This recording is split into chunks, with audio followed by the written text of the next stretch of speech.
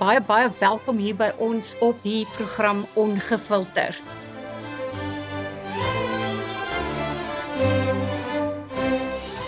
Ons het vandag weer die groot voorreg om te gesels met Dr. Anke de Beer.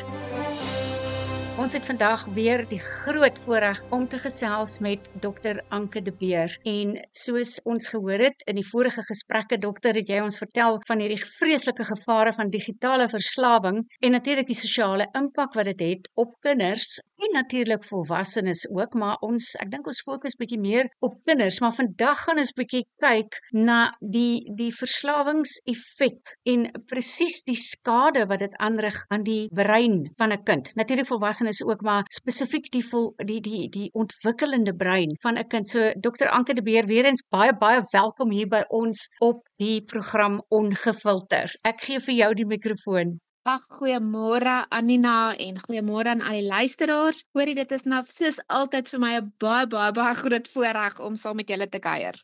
Ek het nou, ondanks dat ek kan nou eintlik nie ophou luister na al jou aanbiedings wat jy alreeds gedoen het nie, nê. En wat vir my so angswekkend is, nê, is dat hierdie digitale verslawing kan beskryf word as 'n onderwêreld, subwêreld, nê, en dat die verslawing en die dopamien effek, kom ons noem dit so iets, wat daarmee gepaard gaan, veroorsaak dat kinders eintlik meer waarde heg aan hierdie klein device, die foon, bloot gesonde menseverhoudinge.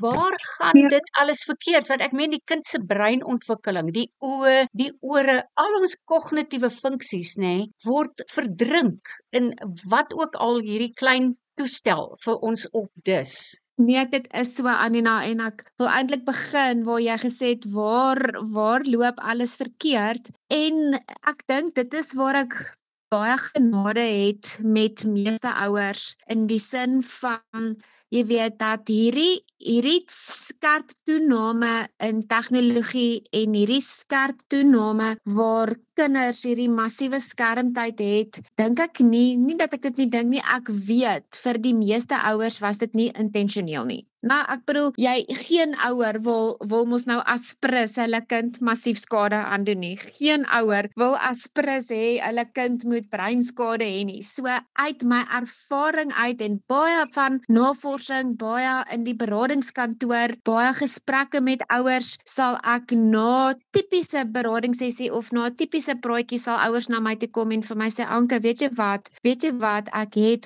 waarlik nie geweet nie. Ek was laasweek by 'n skool gewees in Johannesburg en daar's so 'n storie wat baie mense vertel van, en miskien het jy dit al gehoor, Anina, van hierdie dogtertjie wat so op die strand loop en dan het hierdie duisende seesterretjies het uitgespoel op die strand. Jy weet, en dan gaan hierdie dogtertjie en dan begin sy so die een seesterretjie teruggooi en die ander seesterretjie teruggooi en die ander seesterretjie teruggooi. En op 'n stadium dan kom, weet 'n volwassene of iemand kom dan na haar toe en sê, luister, dit is 'n totale oefening wat nêrens gaan heen kom nie. Jy probeer een sterretjie teruggooi in die see, maar kyk al hierdie duisende seesterretjies wat op die strand lê. En hierdie dogtertjie antwoord toe en sy sê, weet jy wat, vir hierdie een seesterretjie wat ek teruggooi, maak dit 'n verskil. En ek vertel hierdie storie by die skool en na die tyd kom 'n onderwyser ook na my toe en hy sê, weet jy wat, Anke, vandag is ek daai een seesterretjie wat jy teruggegooi het in die see. En dis my hart, jy weet, en dis wat ek regtig waar sien, is dat ouers gee toestelle vir kinders, ouers gee toegang tot die internet vir kinders met regtig waar die idee om te sê, hoorie, maar almal is daarop, almal doen dit, almal se kinders is daarop. Baie ouers sal vir my sê, hoorie, maar gaan ek nie my kind skade aandoen deur nie my kind op 'n toestel te sit nie, want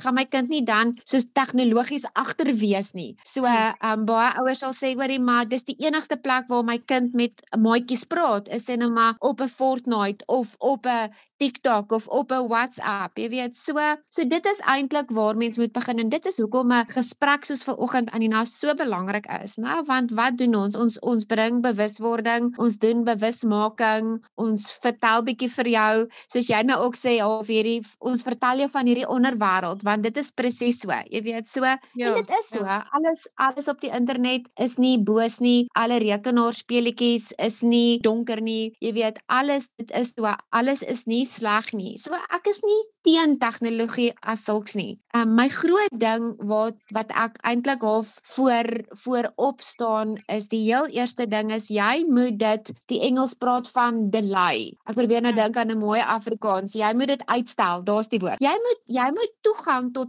tegnologie uitstel vir so lank as wat jy kan. So ek sê nie geen tegnologie nie, ek sê wanneer hulle klein is, moet dit minimale blootstelling wees. Jy weet, Anke, watter ouderdom, as jy nou sê klein is, watter ouderdom praat jy van? ek sal sê vir 'n kind onder die ouderdom van 2 jaar geen skerms nie. Ek wil jy kan nie 'n baba voor 'n foon sit en want dit is 'n heerlike baba oppasser. Jy weet, so want as jy jou daai kind voor 'n skerm gaan neersit, gaan daai kind daar sit en jy het nou gepraat van die dopamien en dit is presies dit. Jy weet, hierdie massa hoeveelheid dopamien wat hierdie kind se brein stimuleer. So dit is soos 'n massiewe dummy wat jy hierdie kind se mond indruk. So ja, onder ouderdom van 2 niks nie, dan sal ek sê, van die ouderdom van 2 tot so 5, 6 jaar kan jy hulle so 20 minute 'n dag gee, maar dan moet dit interaktief wees. Bedoelende, hulle kan sê net maar vir ouma bel op 'n WhatsApp call, of hulle kan sê net maar 'n kleurprentjie doen wat hulle met hulle vingertjie trek, of julle kan sê net maar saam 'n YouTube video kyk oor goggas byvoorbeeld en dan praat julle oor goggas, jy weet, so dit moet baie gestruktureerd wees en jy moet by jou kind wees en dan jou laerskoolkind 'n uur 'n dag maksimum, jou hoërskoolkind 2 ure 'n dag maksimum. En dan die ander ding is jy kan eintlik so wêreldwyd, Anina, is daar 'n beweging wat sê wait until the 8th. Dit bedoel wat hulle sê jy moet wag tot en met graad 8 voordat jy vir 'n kind die eerste keer 'n foon gee as gevolg van daai breinontwikkeling.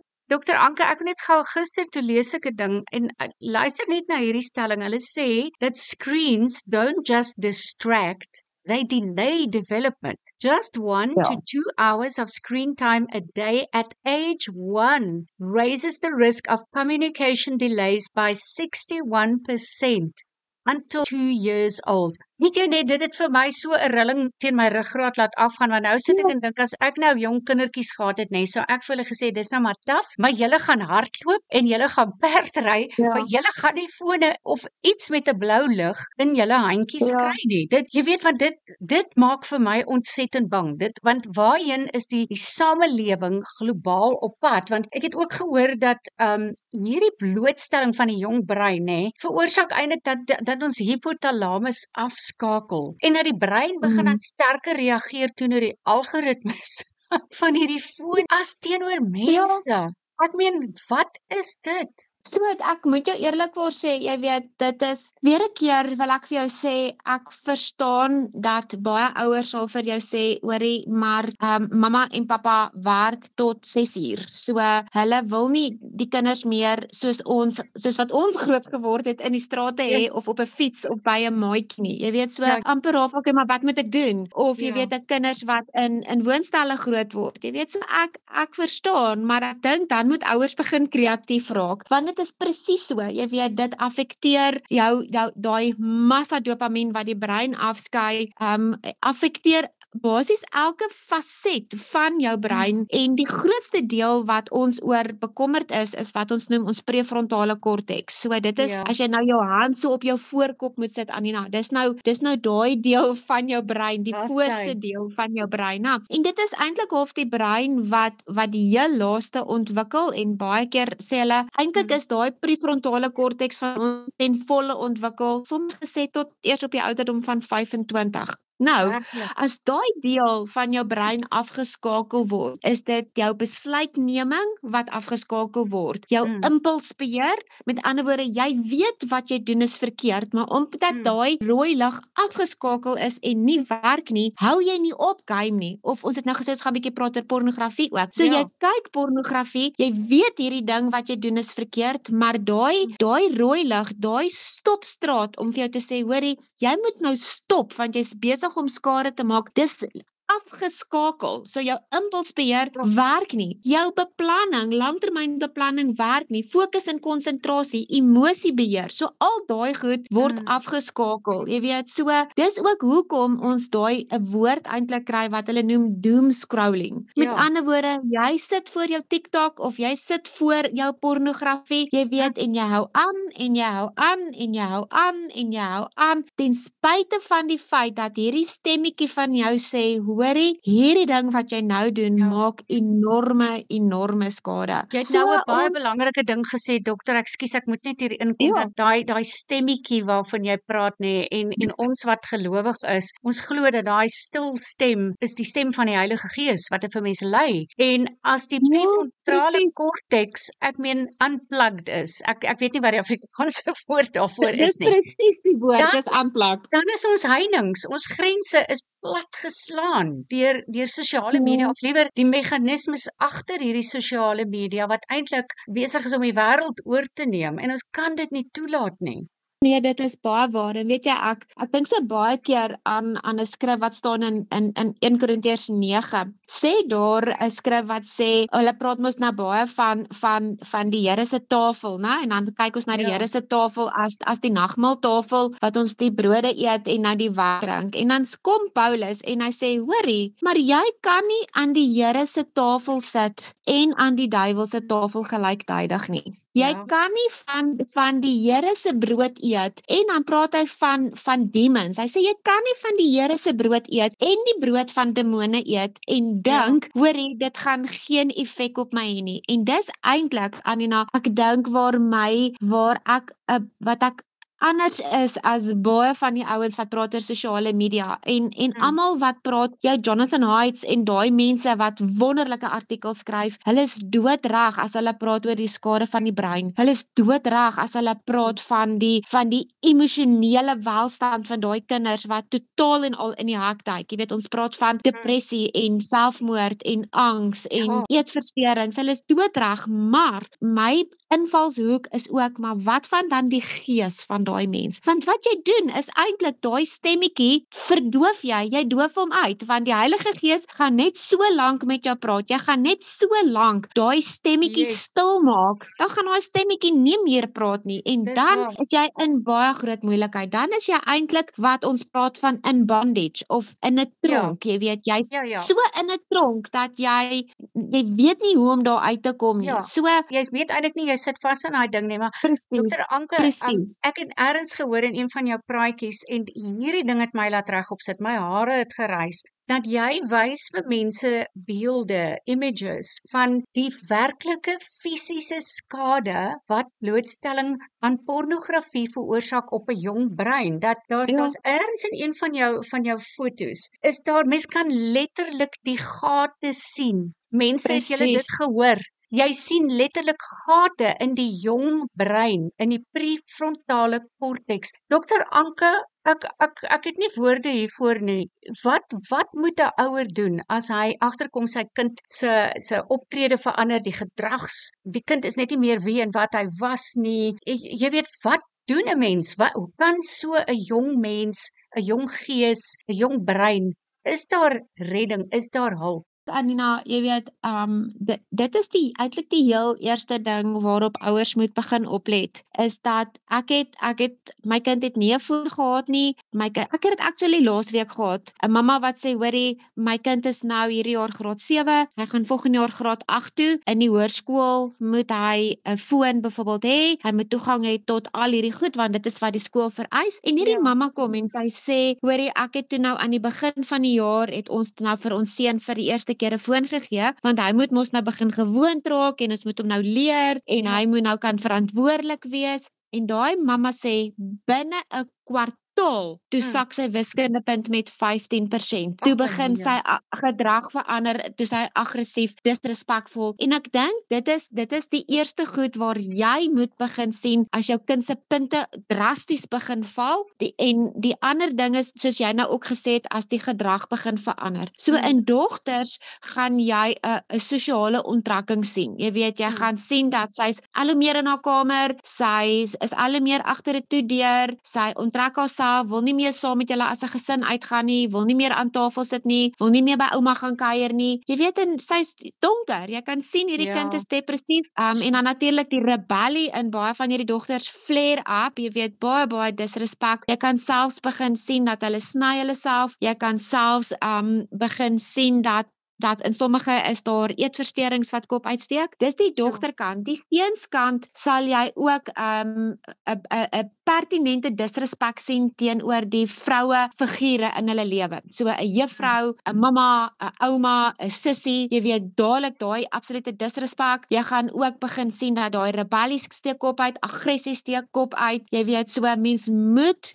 dadelik hierdie simptome begin sien. Dan die vraag is, kan dit genees? Ja, dit kan, maar dit gaan nie van self gebeur nie. Verstaan, jy kan nie net sê maar dit is nou maar 'n tiener se lewe of dit is nou maar wat dit is nie. Jy gaan daadwerklik moet begin, Anina, om daai kind se foon weg te vat. Jy gaan die skermtyd moet minder maak. Soos jy gesê het, jy weet, hulle moet buite kom weer, buite speel, hardloop, swem, sport doen. Gelukkig dit is nou somer. In Suid-Afrika het wonderlike somers, jy weet, so hierdie kinders moet weer buite kom. En as jy nie 'n kind buite kan kry nie, dan moet jy naweek 'n plan maak of met 'n maatjie se mamma 'n plan maak. Jy weet dat hierdie kinders kan buite kom. Die enigste probleem is, Anina, ons het twee moeilikhede nou wat navorsing nog nie heeltemal vir 'n feit kan sê, die woord is conclusive kan sê, kan breinskade reggemaak word nie, en dit is die breinskade met kinders wat op 'n baie jong ouderdom aan pornografie blootgestel word. So hoekom hulle nie kan weet nie is want 'n kind op 'n baie jong ouderdom wat blootgestel was aan pornografie, se brein registreer trauma. So nou weet ons dat trauma sit amper vas in ons breinstam. Nou daai breinstam is die deel van ons brein waaroor ons nie beheer het nie. Dit reguleer jou liggaam, jy weet. So daai breinstam skade is langtermynskade, jy weet. Dit is die een ding, en die ander ding is ook waar kinders 'n rekenaarspeletjie speel wat ons noem 'n first person shooter game. Met ander woorde, dis hierdie aggressiewe skietgames, jy weet, waar hulle sien die bloedspat en die breinspat en mense gaan dood. Nou, omdat hulle nou nog 'n kind is op beide die platforms, 'n pornografie platform en op hierdie aggressiewe, gewelddadige platforms, is jou brein besef nie dat hierdie is nie 'n realiteit nie. Omdat die grafika reël is, die klank is reël,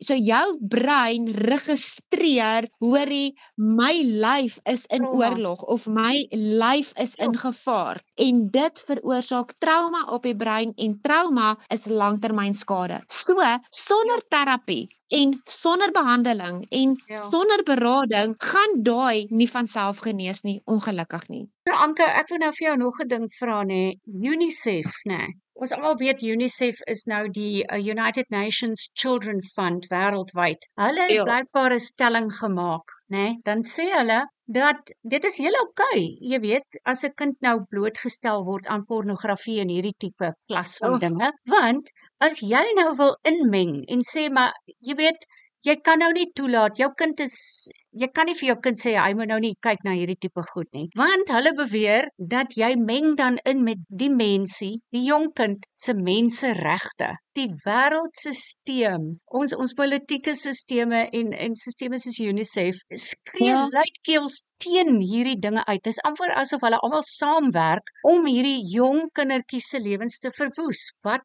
maak 'n mens? Kyk, ek wil regtig vir jou sê, ons moet, en dit is nou weer heerlik wanneer mens inkom by eindtyd profesie, jy weet, en ons moet verstaan dat, en die Bybel sê dit ook, daar is ultimately 'n geveg tussen lig en duisternis. Daar is ultimately 'n geveg teen baie pertinent die kinders van die Here. Jy weet, en die Wêreldgesondheidsorganisasie, ons weet, is 'n anti-kris organisasie. UNICEF dieselfde. Jy weet, so UNICEF is die einste mense wat hierdie seksuele seksuele opvoeding in skole ingebring het. Jy weet wat hulle UNICEF is die einste mense wat gesê het jy moet 'n kind van 5 jaar af leer wat is selfstimulasie en dat dit okay is om dit te mag doen en hulle moet hulle liggaampies, jy weet, ontdek en dis dieselfde mense wat in die skole die seks-ed opvoeding gee om te sê jy moet hulle leer van, jy weet, verskillende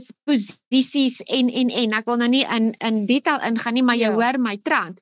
So ek wil vir jou sê, jy kan nie, die Here sê ook, jy kan nie jou huis bou op sand en as die storm kom, dink jou huis gaan bly staan nie. Daai is huisbou op sand. Dit is wêreldse dogmas. Die Bybel praat van doctrines of demons. Dis wat dit is. Dis doctrines of demons. So jy as ouer is verantwoordelik. Jy as ouer is die waghond van daai kind se hart en geestelike ontwikkeling. Jy moet inmeng. En dis weer 'n keer, ek sê nie nee vir seksuele opvoeding nie. Ek sê net delay dit. Daar is 'n tyd wat jy vir 'n kind hierdie goed moet vertel. Daar is 'n tyd wat 'n kind hierdie goed gaan moet leer. Maar jy moet verstaan, as 'n kind op 5 jaar oud mag YouTube kyk onbeperk in die nag, die kans dat daai kind op pornografie gaan afkom is 100%. Wat dan? Wat dan? Dan sien jou kind hierdie goed, hy het geen verwysingsraamwerk nie. Hy verstaan glad nie wat hy sien nie. Dit is onmiddellike trauma op hierdie kind se brein. Plus, as daar 'n mate van ons praat van 'n genetiese predisposisie. So kom ons sê in jou bloedlyn is daar verslawing. Oupa, ouma, papa, tannie, daar is 'n verslawingslyn van wat ook al, perde, rook, drank. Nou kom jou lyfie sit voor 'n skerm, sien 'n ding wat hy nie moet sien nie en onmiddellik raak hy verslaaf. Of speel 'n game wat violent is en raak verslaaf. Sosiale media. Wat dan? Hoe maak jy daai skade reg? Ek is 'n groot voorstander om te sê, jy as mamma of pappa, wees dan eerder die draak. Jy as mamma of pappa is dan eerder die een wat sê, want kinders sal kom na jou toe en sê, hoorie, maar almal mag dit doen. Ek het dit in my eie huis gehad. Dan moet ek kan sê, hoor hierso, hierdie huishouding is die De Beer huishouding. In die De Beer huishouding gebeur dinge 1, 2, 3. As jy nie daarmee saamstem nie, weet jy wat my pop, is jy baie welkom om vir jou mamma se foon neer te sit, want daai foon is my foon. Daai kontrak is op my naam. Ek betaal die data, ek betaal die wifi. By all means, sit daai foon vir mamma neer en dan gaan betaal jy dit vir jouself, kry jou eie huis, kry jou eie dak oor jou kop, besluit dan. Solank as wat ek besluit, solank as wat dit my geld is dit my reëls. En as jy nie daarvan hou nie, dan kan jy jou tassie pak en gaan. Ek weet eerstehands van mense wat so 'n ferm grens daar gestel het, nê. En natuurlik, aanvanklik was daar tantrums en daar was drama en trane en groot drama in terme van dat die jong volwassene het toe nou maar uit die huis uitgegaan. Maar hier is nou die mooi van die storie. Is na 'n paar jaar is hierdie jong individu 'n suksesvolle man. Hy het homself geondersteun met al sy studies, né? En hy's getroud vandag met 'n pragtige vrou met 2 pragtige kindertjies. Maar daai aanvanklike tyd wat die ouers gesê het, luister tot hier toe en nie verder nie. Dit is hoe dit werk. As jy nie happy is daarmee nie, nou jy weet daar is die deur, maar as ek so luister na jou, dit klink vir my dat hierdie is nie net 'n ding, jy kan nie net die kind vat nie. Dit het 'n hele holistiese benadering nodig in terme van die ouers. Die ouers moet ook direk betrek word as mens hierdie situasie wil adresseer. Die ouers moet hulle fone neersit, Anina. Yes. Wat is die ouers se verslawing aan hulle foon? Jy weet, so sit jy dan ook jou foon neer en gaan skoppe bal saam met jou seun, jy weet? Ja.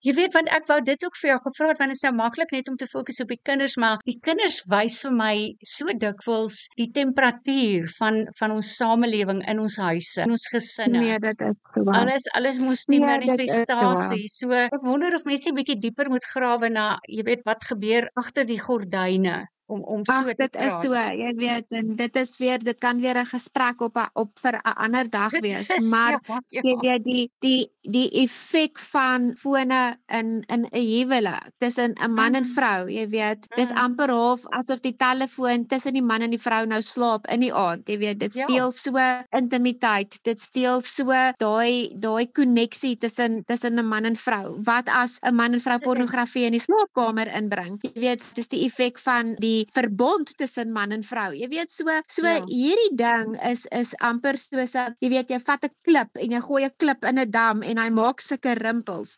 ja. Daai rimpel effek is eintlik verrykend. Dit is so, weet jy, ek het gelees dat hulle beweer dat die kinders se brein word gehijack, geskaak Mm, deur ja. algoritmes, maar ek wil amper so ver gaan om te sê dat ek dink dit is ons gesinne wat gehijack word. Ja, En ons almal weet wat dit is is hijack in hierdie ongelukkig. land. Dis 'n ongelooflike taak wat jy het, maar Dr. Anke, ek is seker jy het suksesverhale, dat daar mense is wat na jou toe gekom het en gesê het, hoorie, vreeslik baie dankie. Jy het my Ja. lewe gered. Soos hierdie pragtige voorbeeld wat jy gegee het so vroeër vir ons oor die seesterre en die dogtertjie wat die seesterretjies probeer teruggooi. Daar moet tog gevalle wees wat 'n teendeel Daar bewys. is, en ek dink dis seker hoekom ek aanhou doen wat ek doen, ten spyte van hierdie tsunami wat voor my is. Daar is Ja. rarig waar. Jy weet, in my eie kompleks waar ek bly, is daar 'n mamma wat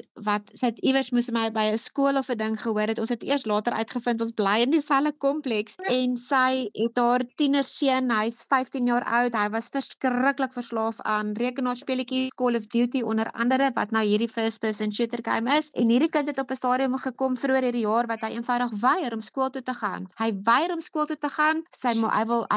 Hy dring daarop aan dat hy gehomeschool wil word. So obviously gaan hy gehomeschool wil word want by die huis het hy toegang tot die internet en sit heeldag voor die rekenaar. Man, hy is op dryp se stoep gewees. Hy was aggressief.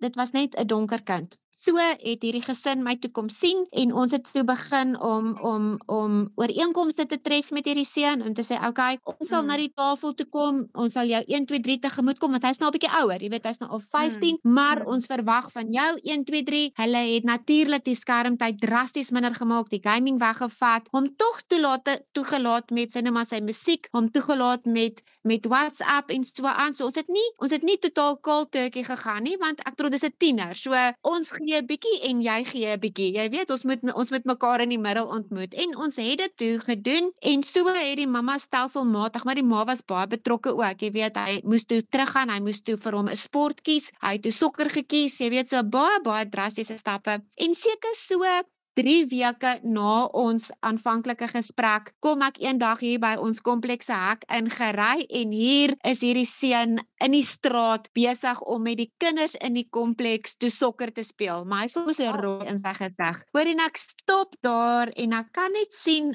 sien, hier is 'n ander kind hier voor my. En hy kom en hy sê, Tannie, dit gaan so goed met my. Hy sê, ek slaap weer goed, ek is gelukkig in die skool, my punte het opgetel, ek is net 'n ander mens en hy het sommer van self het hy toe sommer al sy rekenaarspeletjies eventually opgehou en hier is hierdie welgebalanseerde mooi seun hier voor my en hy sê Tannie, dankie, dit gaan goed met my. Jy weet, en daai is wat my maak opstaan elke dag. Daai is wat my maak aangaan elke dag. Want solank as wat ons die Here het, solank is daar hoop. Ons moet nooit hopeloos raak of moedeloos raak nie, want Jesus sê, I am your hope of glory. Ek is jou hoop. So as jy by hopeloos is, dan moet jy ook gaan kom om te sê, Jesus, maar waar is jy? Jy weet, en ons kan nie hierdie sonder die Here doen nie. Anina, die Here is net so 'n vernoot in hierdie vrykom van ons digitale media. Jy weet, want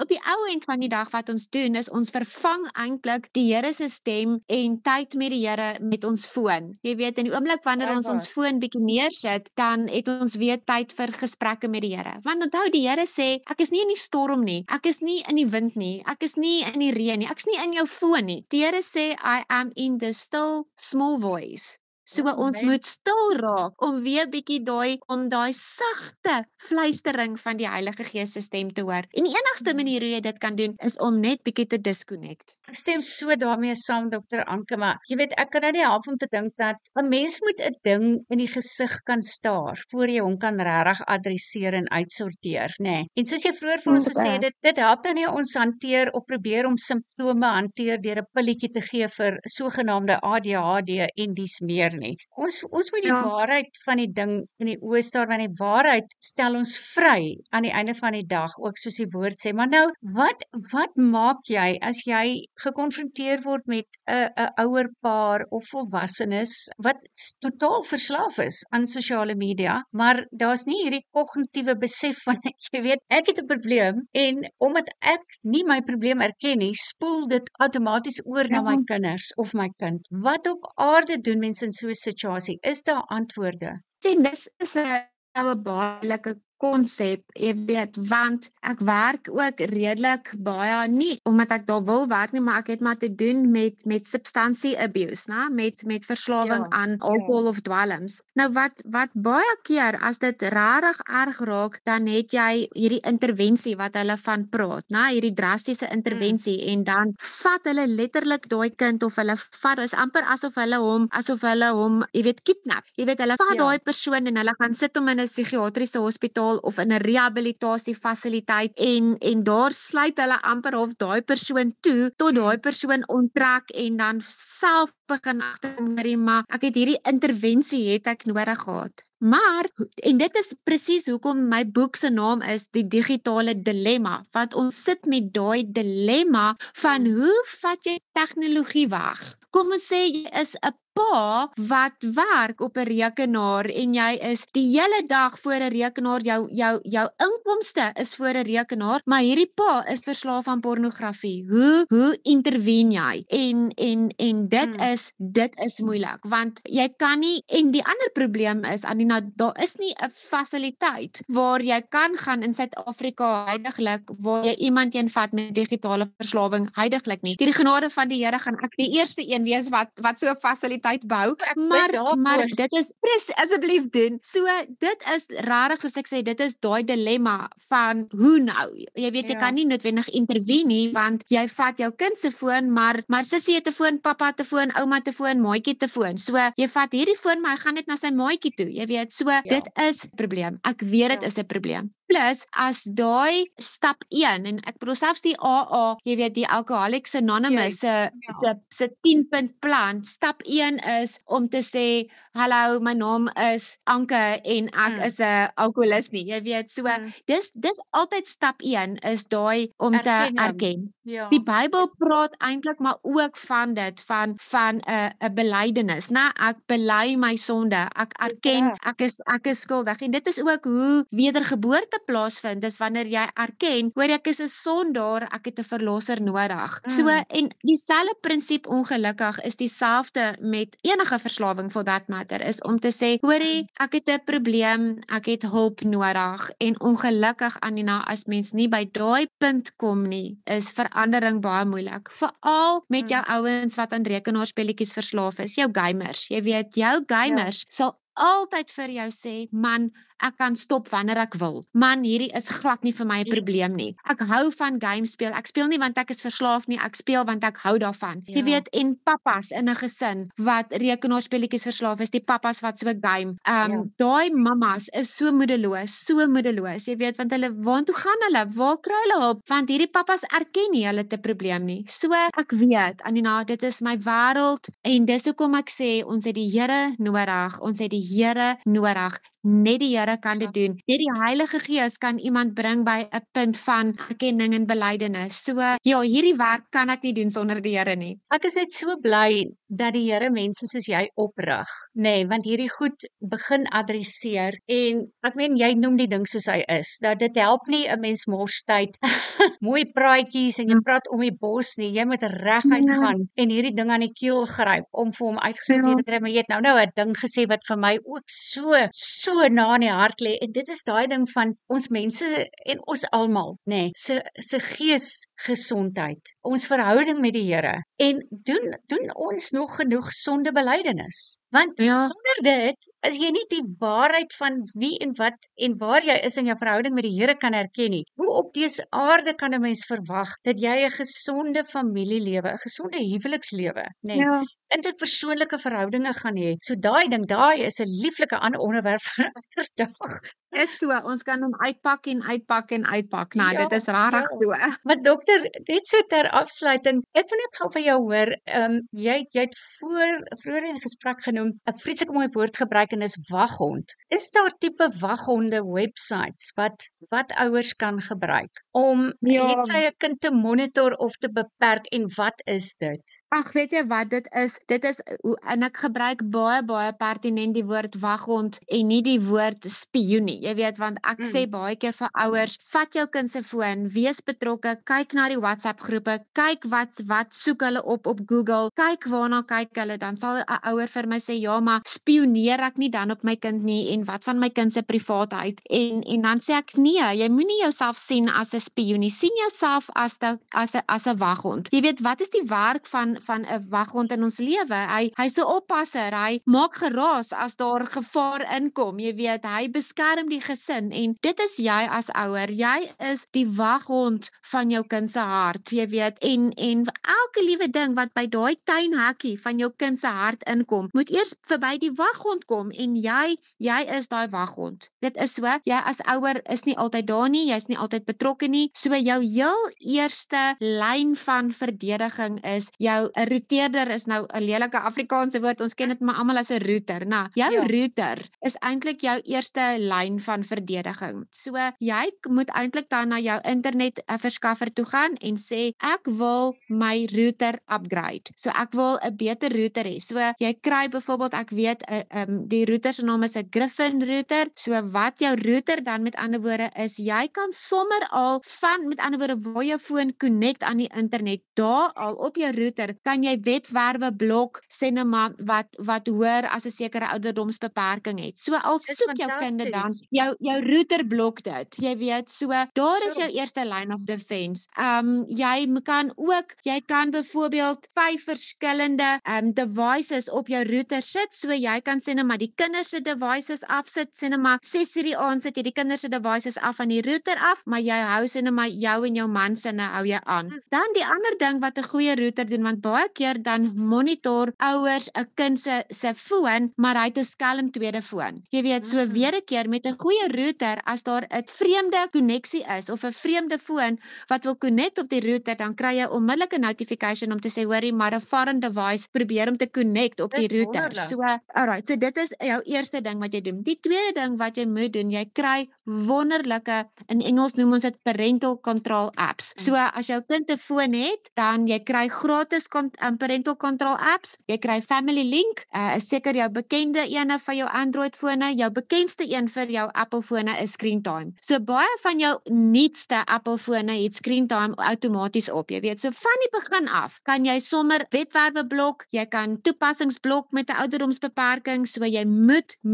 dit doen. En dan ook wat lekker is, van jou foon af as ouers se foon, kan jy dan basies sien wat doen die kind op sy foon. Die heel beste toepassing wêreldwyd wat die pryse elke jaar wen vir die beste toepassing, is 'n toepassing met die naam van Bark. Soos 'n hond wat blaf. B-A-R-K, Bark. Ja. Okay. Bark is ook geskik vir Suid-Afrikaanse fone. Jy betaal vir Bark, ek dink hy is R109 'n maand of so ietsiekie vir die basiese pakket en dan kan jy upgrade na 'n premium pakket toe. Maar wat ek baie hou van Bark ook, is Bark flag of gee vir jou notifications as jou kind geboelie word. So sekere woorde word geflag.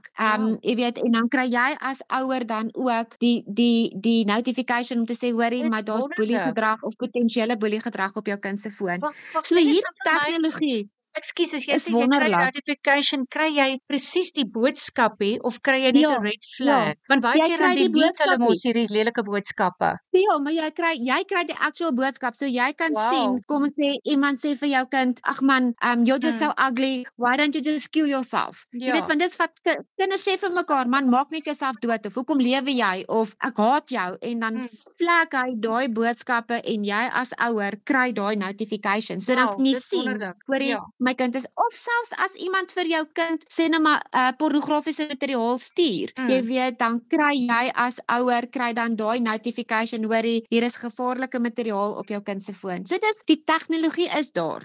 Dit is daar. Jy as ouer moet die moeite doen. En mense wat al baak op hulle kinders se fone geïnstalleer het nogals al gesê, hoorie, dis nogals 'n proses. Maar ek wil amper half jou sê, gaan deur die proses, doen die moeite, vat 'n oggend, installeer hierdie goed op die fone, stel die settings, kry die beperkings, sit die limite, doen dit. Doen die moeite, dan is dit gedoen. Ja, en eintlik in baie lande ook, sê hulle dat kinders onder die ouderdom van 13 behoort jy glad nie 'n toestel voor te gee nie. So tegnies sê hulle, as jy vir 'n kind 'n foon wil gee vir hom hierdie dom fone, ek noem dit 'n petfoon. Jy weet hierdie fone wat kan bel, kan SMS, en dan reken hulle in elk geval moet jy wag tot en met 16 voordat jy sosiale media toelaat. So, as jy daai beginsels volg, behoort jy eintlik nie 'n probleem te hê nie. Ek hoor vir jou. Dit is vir my baie verblydend om dit te hoor. Nou ja, mense, ek is baie dankbaar dat ons met Dr. Anke de Beer weer eens kon gesels het. Dr. Anke, jy is baie besig. Jy praat gereeld met mense en ek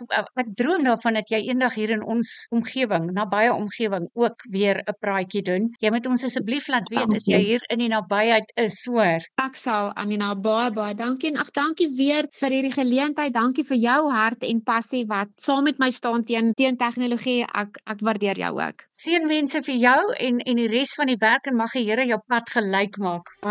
Dankie julle, lekker dag.